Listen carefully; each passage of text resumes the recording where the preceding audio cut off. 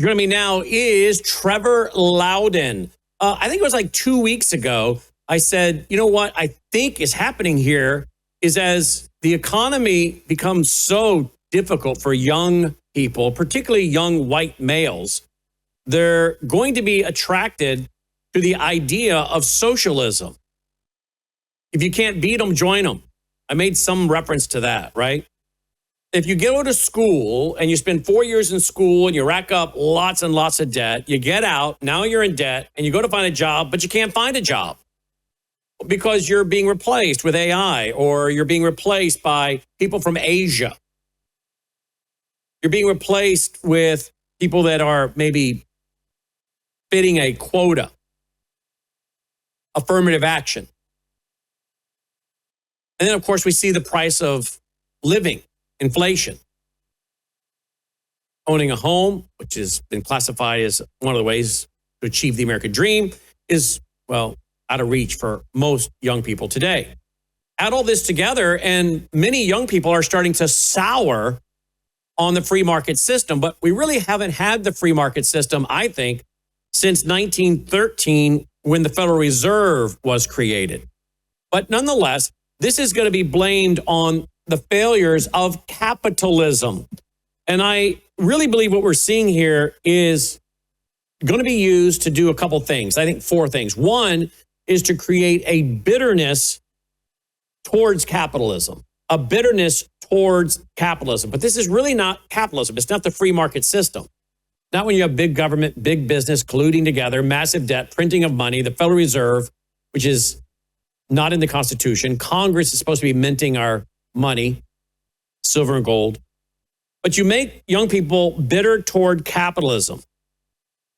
And then you create in young people today an envy of those who are financially successful. And you see that happening with young people today toward baby boomers. They're the ones that have a lot of the money in their homes and homes paid off and the 401ks and the retirement accounts and all that, right? And there's an envy now. And you see it on social media, an envy of financial success. And so you add this bitterness towards capitalism, this envy of financial success, and you add that with, I would say, arrogance and ignorance. An arrogance and ignorance. In other words, they're arrogant about their ignorance. They don't know history, many of them. They don't really understand the times, but they're sure confident that they know what's right. And they're very arrogant in their ignorance. And so they don't understand the real problem. But of course, that's the goal. The schools are not going to educate them as to, here's the real problem. Here's how we got here. Let us tell you about the Federal Reserve. And then young people today, well, they're in need of a cause. They're in need of a cause. And there stands communism. There stands socialism, however you want to define it. Ready to harvest these middle-class kids. And hasn't that been the goal for many, many generations, the harvesting of the middle class? So you create a bitterness towards capitalism. You create an envy of financial success. You create an arrogance in their ignorance. And then you offer up a cause. And I think you're going to see a lot of young people who would have never been considered proponents of socialism going that way. Let's see what our guest thinks. Joining me now is Trevor Loudon. Trevor, welcome back to the broadcast. Thanks for being with us. Always a pleasure, Brandon. Great to see you. Great to see you too, my friend. What do you make of that little monologue? The four points. I think it's 100% correct. You know, the left has, well, you know, as you're saying, we haven't had the free market system in America for over a century. And, you know, as the government has got bigger and the market's got more distorted, that favors certain groups over others, which is then feeds into a class struggle argument. Then you get people, you're getting an age divide now between the young people and the boomers. You know, that's the old class struggle, you know, the old division coming through. And these young people are entitled. They've been filled full of self-esteem at school without actually having to do anything, but they have very little real prospects, many of them. So they are absolutely being set up for revolution and socialism. It's very, very plain. Mm. And hasn't the goal been to grab the kids of the middle class? That's been very crucial to the communists for over 100 years, right? It has, and you'll find that most communist revolutionaries have come from the middle classes. This is, whether you're talking Che Guevara or Fidel Castro or Mao Zedong, they came from the middle class of their time, the educated, more well-off classes. It's never been a proletariat movement. It's never been a movement of the poor. It's been a movement of the middle class. So this is like Luigi Mangione, a young middle-class guy. He's obviously embittered at society. Things aren't going right, so he decides to assassinate somebody in the street in New York. And there's many others he's an extreme example of what we're seeing happen to a whole generation of young people, particularly men. Yeah, particularly men. All right, I want to go to Russia. There is a podcaster out there. I'm not familiar with the podcaster, but Logan made me aware of this guy's statement. I want to play it. Again, I have no idea who this guy even is. I don't know what's going on with the hat, but I think Logan says he's a loser. So he's got a hat that, the Russian hat with dollars in it. So I guess he's trying to make a statement here, but I want you to hear what he's saying and see if you think there's any validity to this. Listen, please. But the point is like, sorry, but when you look at this, so basically what I know to happened, and I'm gonna be careful to not cause any problems for anybody. But I can kind of trace the story back a few years. A few years ago, I was approached by RT Russia Today and was offered a lot of money to work for them. Yeah. I've been open about this, and so I was offered a lot of money, and I was offered. So I was out in Australia, and if you know about this, America thinks they're at war with Russia, but they're not. But I've been living in Australia, which is a bit of a different. I'm a resident there or whatever. I'm not a citizen, but my family is. My son's a dual citizen, whatever. Okay. That means he should run for Congress, right? Yeah. It's like it's a pre-factor. You got to be a dual citizen. So while I was there, Russia approached me. I ended up getting invited down to speak at a protest in Sydney, which turns out was funded entirely by Russia, which I have. I should put up pictures, by the way. I spoke at a protest against false imprisonment, and then everyone was like holding up signs of Putin, and I was like, oh, this is cool. Yeah, that was really cool. I really liked it. So I went up and I spoke, and because Australia has a Russian journalist imprisoned inside of the Russian consulate, just like, you have any of these other guys who have been arrested, these Americans, right, who are out there, or British people or whatever, who kind of expose things. So there was a Russian journalist who ended up exposing some of the corruption of Australia and Russia, and sort of was speaking fondly of Russia. And then they seized his car, they raided his home, and then tried to lock him down, stole his passports. So he abdicated to the Russian consulate. He's stuck there in prison right now, and the Australian government won't let him out. And so, I was obviously very sympathetic to that. Yeah. And Russia thought that meant I wanted to work for Putin, So I mean, he pays well. Dude, you're learning fast, bro. This is easier than slavery, bro. We all make money. Yeah. You know what I mean? This is better. I don't have to catch no one. You know what I mean? This is good. No, but sorry. So on the serious note, so they no one ever knows I'm a serious journalist, because every time I go on a show, it's like completely just out the window, Right. No, so he abdicated. He goes by Ozzy Cossack, his formal name. Cossack. Yeah. All right, Trevor, what do you make of that? I don't know if it's serious, but it seems like they're being serious. Does this sound like what Russia does and is doing, in your opinion? Oh, like 100%. That's a very small example of it. The guy he's referring to is Ozzy Cossack, who is a Russian who lives in Australia, who is a major friend of Putin, just promotes Putin's propaganda endlessly. But look, we saw, a couple, the Russians have massive influence on the American right and amongst journalists and influencers. We saw, that Tim Pool and several others were found to have been funded very, very big time by the Russians a while back. Wait. You have that all documented? Yeah, there was a big scandal. Yeah, it was well known. They said, well, the FBI said they were inadvertently funded by the Russians. And well, maybe it was inadvertent, but they were getting large sums of money, and they were influencers promoting Russian propaganda. Now, look, I only partially joke. There are three elements in the atmosphere right now. There's nitrogen, oxygen, and Russian propaganda. If you want to know, for instance, why the big rise in anti-Semitism on the right, that is all completely driven by Russian propaganda, which is coming through well-known websites, anti-Israeli propaganda, anti-Ukrainian propaganda, pro-Hamas, pro-Palestine propaganda, to drive a wedge in the American conservative movement, to split conservatives all around the country. It's no accident that Tucker Carlson and Nick Fuentes are both completely pro-Russia, both openly pro-Russia, as is most of what they now call the woke right. That is a Russian operation, 100%. So where do you think we're going with our young people? With this financial problem we have in America that does not look like it's going to end anytime soon, it's going to get worse.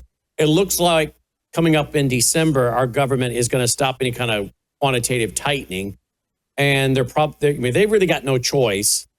They've got no choice but to, go to inflation. In fact, I was having on today Patrick Wood, part two today at 1:00. And in his book, The Final Betrayal, he has a quote from what he says is another trilateral commission member in 2023, one of the globalists who said this: 3 decades of globalization, defined as integrated, free market based and deflationary, has been replaced by what will be a multi-decade period of globalization defined as fragmented, not free market based, but industrial policy based and structurally inflationary. This year, 2023, is year one of this new global order, end quote. So the globalists have pretty well told us they're going inflationary because so much of the world is drowning in debt. Why not, basically make the debt smaller by inflating the currency, right?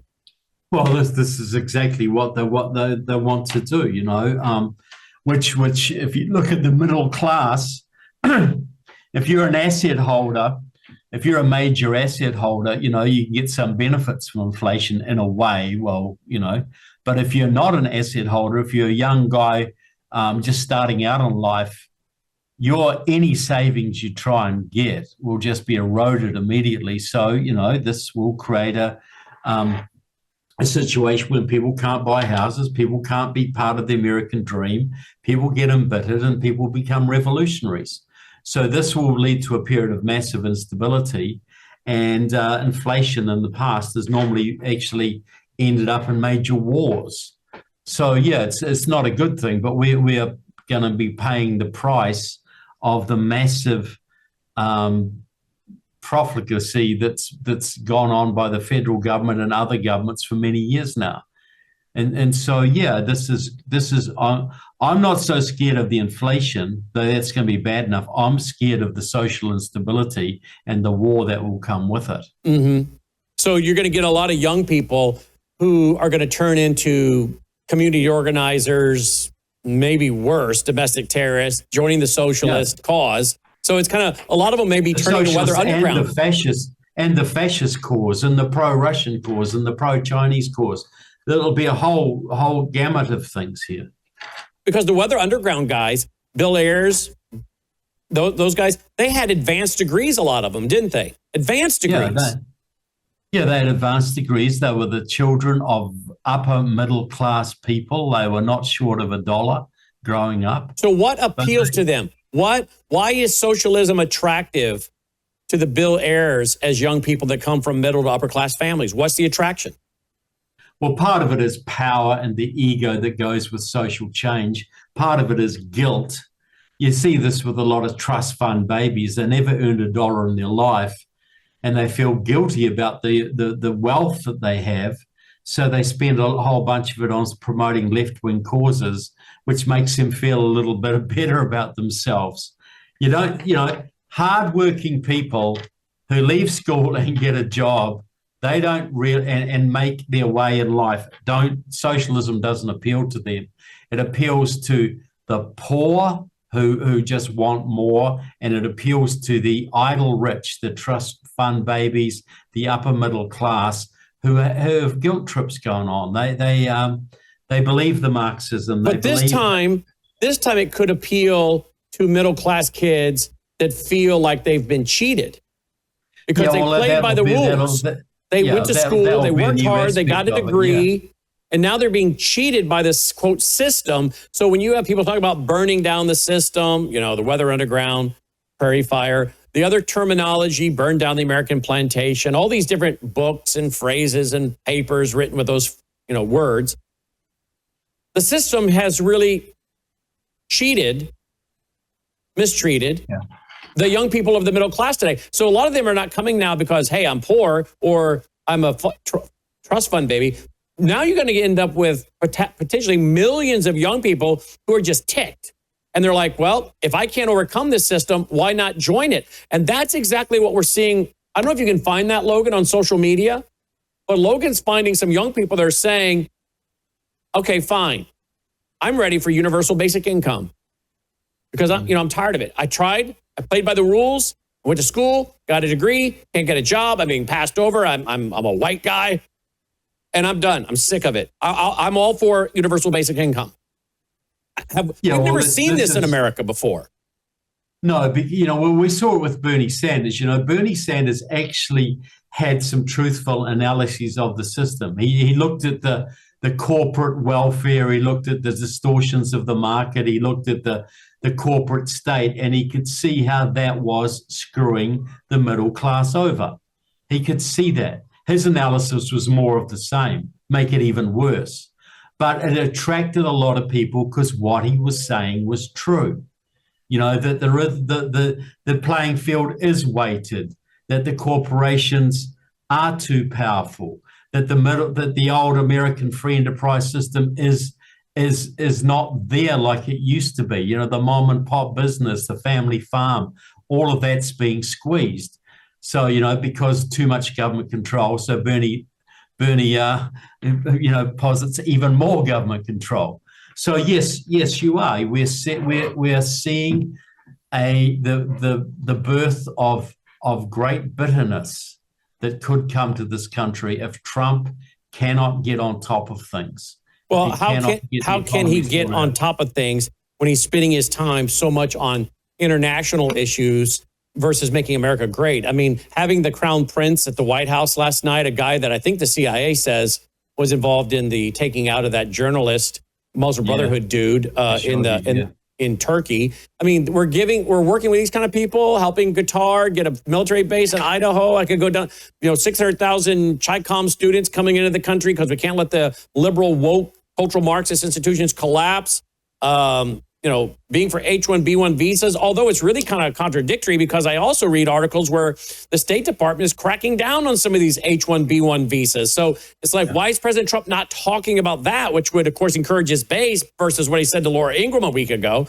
But if I don't understand, President Trump is spending everything, it seems, on international, and how does he expect to win the midterms? But I want to go back to where we were. You're talking for the first time in American history, millions potentially of middle-class kids who are not the typical who get into communism by your example, poor or trust fund babies. So now we have for the first time middle-class kids who are now just mad. They played by the rules, and I understand. I totally understand why they're ticked. They've been cheated. Their birthright has been stolen. But what we need to do is tell them why. We need to tell them about the Federal Reserve. We need to tell them that Washington is a rigged Ponzi scheme, that this idea of Social Security is a scam. You should have been able to invest your own money. All of this. We need to tell them the truth. But how do we overcome if you have millions and millions of millions and millions of children, young people, I should say now, joining the communist cause? It's not going to take long as the baby boomers are dying, but for this is going to tip. Logan's telling me that Mark Mitchell's out there saying that one survey shows that those under 40, voters under 40, what is it, Logan? 40% of them, 40% of those under 40 that were polled are for UBI, Universal Basic Income. Is that right? Do I have that right, Logan? Okay, he didn't give a number. He said the majority of people under what age? 40 years of age? Even the Trump voters would sign on for universal basic income, even the Trump voters, because of things like AI.